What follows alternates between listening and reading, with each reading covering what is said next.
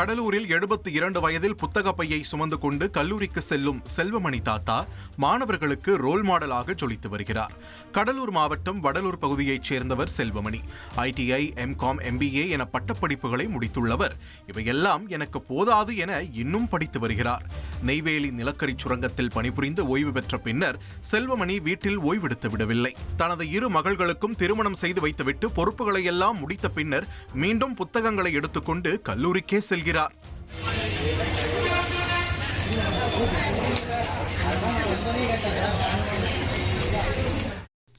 செல்வமணி சீர்காழி அருகே உள்ள சீனிவாசா சுப்புராயா அரசினர் தொழில்நுட்ப கல்லூரியில் சேர்ந்து டிப்ளமோ எலக்ட்ரிக்கல் இன்ஜினியரிங் படிப்பில் 2ஆம் ஆண்டு படித்து வருகிறார்.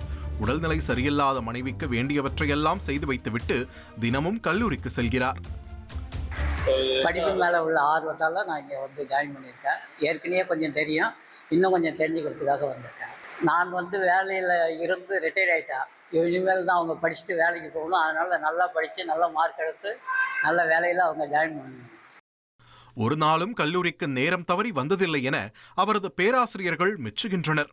செல்வமணிக்கென்றே தனி ரசிகர் பட்டாளம் வகுப்பறையில் இருக்கிறது.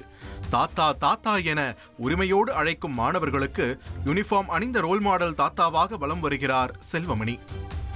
ட்ரெண்ட ஃப்ரெண்ட் ஆக்கிக்கோங்க. தந்தி டிவியின் சப்ஸ்கிரைபர்ஸ் அண்ட் ஃபாலோவர்ஸ் குடும்பத்தில் நீங்களும் இணையுங்க.